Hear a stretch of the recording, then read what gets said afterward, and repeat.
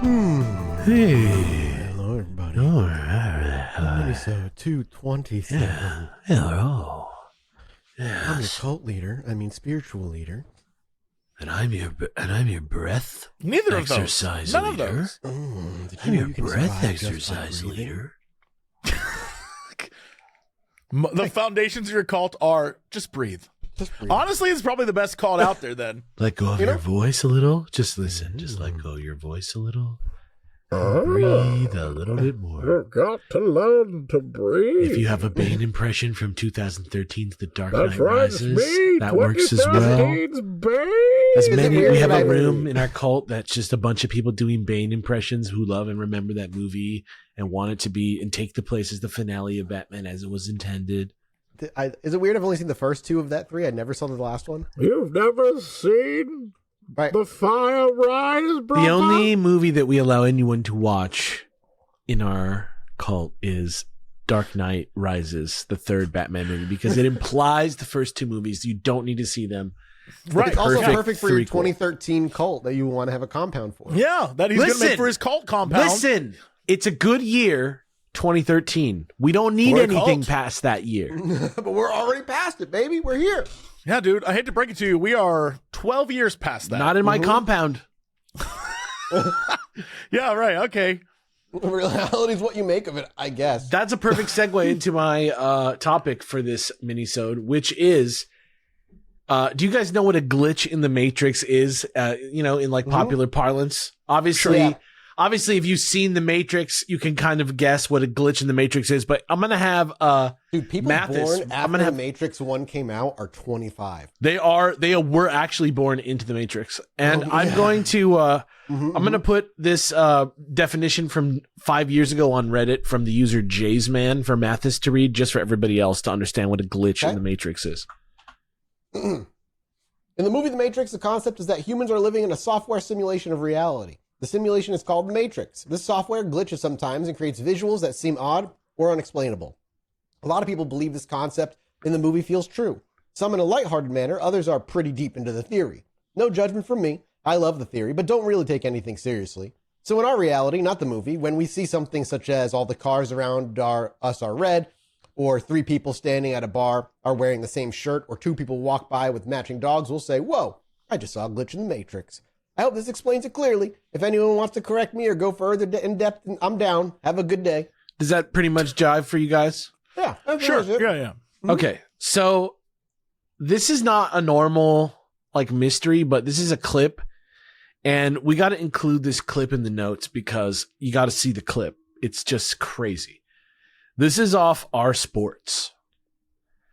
Okay. And it is a post called "A Crazy Glitch in the Matrix." Okay, You know what? I'm curious what this video is going to be. One of my favorite glitches is, have you seen the one that's the red carpet?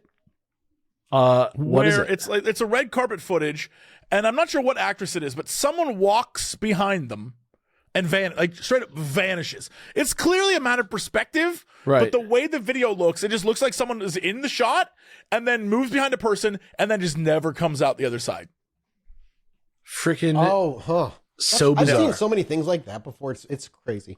Yeah, So- it's Or clear cop if cars you were chasing there. a car and like the car vanishes. Yeah, it's probably like, it's just a different perspective thing, but the video angle of it looks very interesting. I know what video you're talking about now. Yeah. Yeah. So this was a baseball game that just happened. I don't know what league this is. It's the Hartford Goats and another team that I can't see who it is. POR in the MILB minor league. But this clip is just so insane. You guys got to see it. Check this out. And you guys can just tell the people,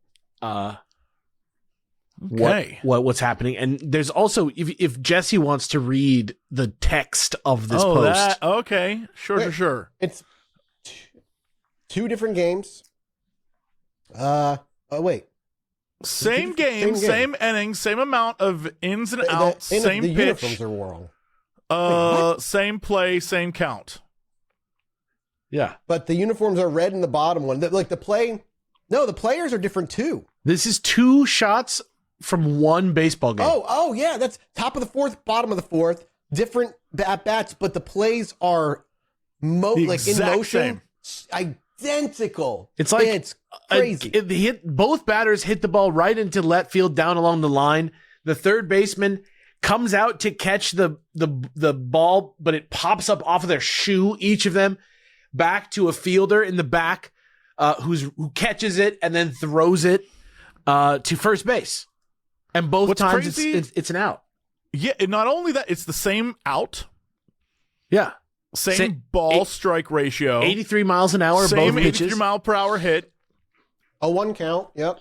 That's crazy. I don't have to tell you how. The fact that it's the same. Insane, Somebody said in the comments, the fact that it's the same speed actually increases the odds of the play playing out the same, which makes sense. I guess technically it would, right? Well, just because math, like, I wonder if they're the same height.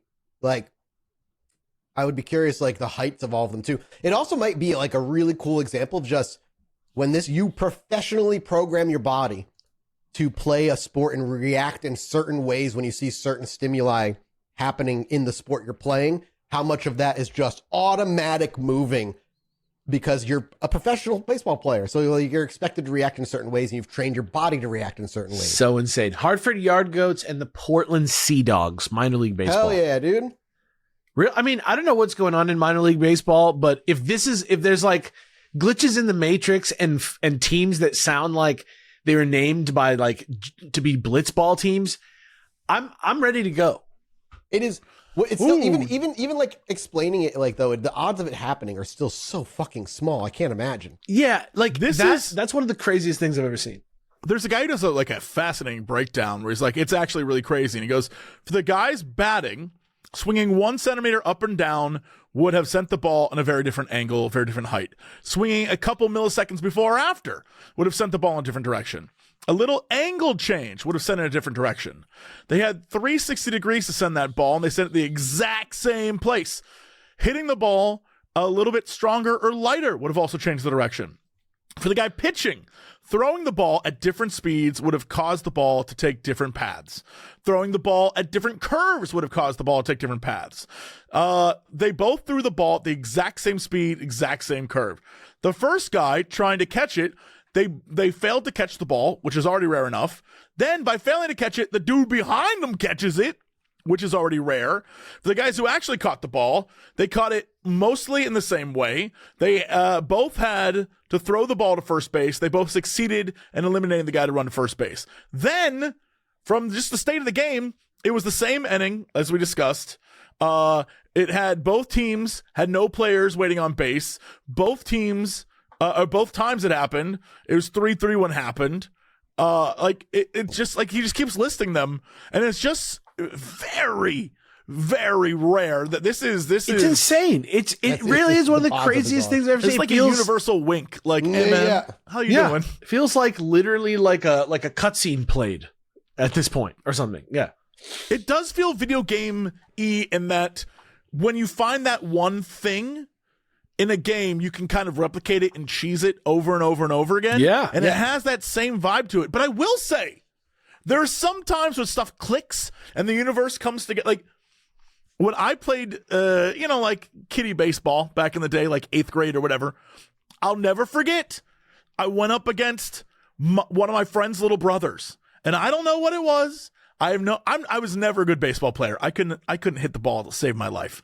But for some reason, his little brother, time slowed when his little brother pitched, and I almost got home runs both times that I was up against. It's and that what zone, the like fuck? the flow state, But it was only his little brother. It was no one else. You stepped inside his brain. Yeah. Yeah, I don't know, but which was not cool because his parents were not happy. Yeah, no, I can imagine. Yeah, but it was like a weird vibe because stuff like that happens every once in a while. You just things come together, and in this case, it was the exact same play, the exact same way, 2 times. That's crazy. That's lit. Yeah, that's nuts. That's cool. Crazy. Jesse, what do you got for us this week? Well, this goes over to space.com. Last week, I'm sure everyone who has any little science inkling in them was aware that there were a lot of news stories out there about how 120 light years away from Earth in the Leo constellation, a planet known as K2-18b Yeah. was discovered to be, at least according to what we got from the scientists and all the different reports, a planet which appears to be almost all water, if not all water. And Which after is exciting. analyzing it, has an abundance of dimethyl sulfide, which is almost exclusively produced by life forms like algae. And so I'm sure everyone saw the news articles that were like, new world teeming with life. Like an ocean world teeming with life. I don't want to come to pee on your parade, but of course, space.com was like, hey, actually, real quick. Yeah. So first things first, scientists that are working on this, the ones that gave us the reports, reported their DMS detection with a 3 sigma statistical significance, which basically is a I'm a sigma. 0.3% chance of this being random chance. But other scientists are saying like, hey, in order to even like really have people look at this, it needs to have a 5 sigma standard. And that's because there's false positives and all sorts of things. So they did like scientifically, they were kind of off, at least according to space.com. Then planets with red star radiation should, in theory, be breaking down the molecules and forming abundant ethane. But the data from the team who discovered this like doesn't have that information, which doesn't really align with anything scientists understand about planetary atmospheres.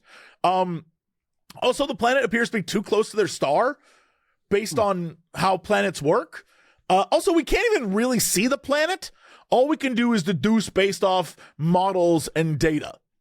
Like, we're seeing shadows and we're seeing weird things, but we're not like seeing the planet, right? And then, of course, there's a disagreement whether DMS actually is even considered a reliable biosignature, because I guess UV radiation and methane and hydrogen sulfide in the atmosphere can lead up to the buildup of DMS. Sure. So the article goes on to say that, like, look, we really don't have a clue. This is all kind of baseline. Don't get too excited. And the example they gave is, for a time, we really thought there was something alive in the clouds of Venus. And then that ended up being a false alarm. Sure. So chill. Don't get too excited, even though last week the news was like, could we get there? What would be there? Like, yeah, of course. One, we can't get there. And 2, it doesn't matter what's there because it may not even be real. And so chill. It's an interesting thing. It's definitely one of those. Can we get there is such a funny like second step after like talking about a planet so far away. Yeah. 100. Yeah. I was watching, oh man, what was I watching? It was so funny. I think it was a podcast, or maybe it was a real news show with just a real person that may be stupid. But basically the conversation was, it's 120 light years away. Okay, cool. How long would it take to get there? 120 light years. Okay, yeah, but like how long is that? Like 120. Yeah. The speed of light. 120 times. Yeah, exactly. Correct. But years, like it, and so it was just, it was really funny to watch that go down because they clearly didn't understand the concept. It's like, okay, speed of light is this, and then 120 light years of that. They don't understand that.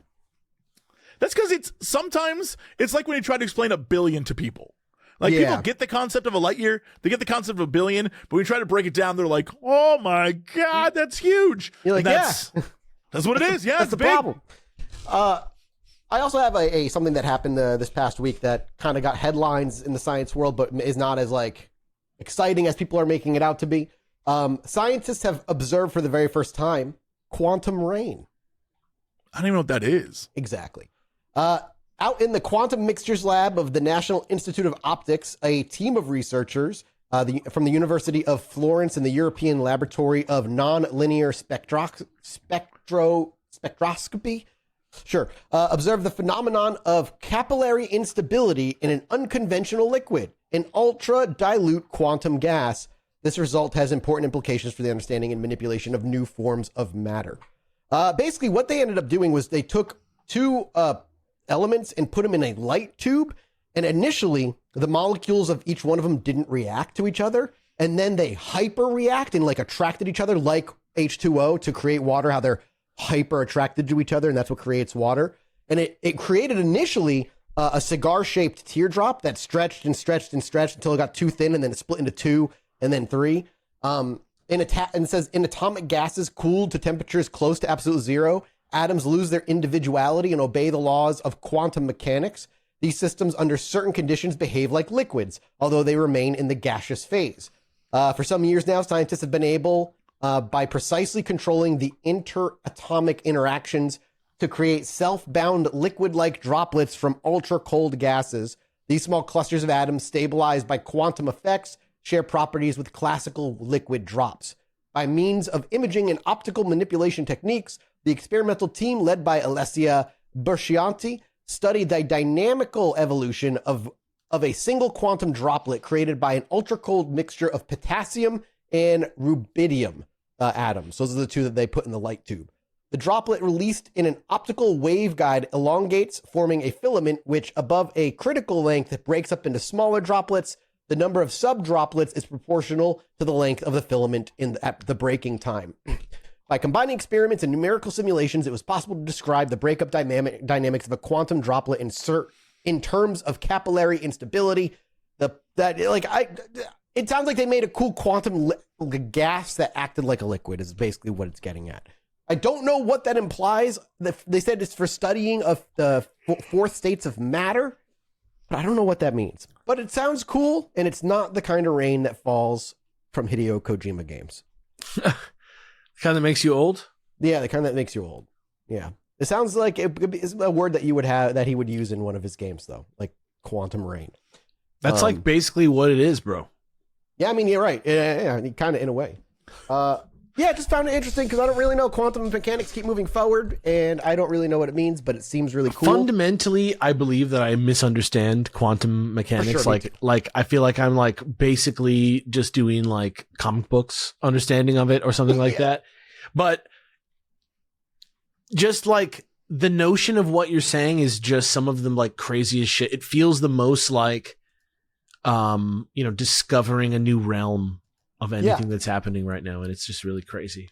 Yeah, it's because the quantum mechanics math works very differently than classical physics math, and it just doesn't. Why they don't translate to a larger state is, I'm so curious, but we'll see what happens.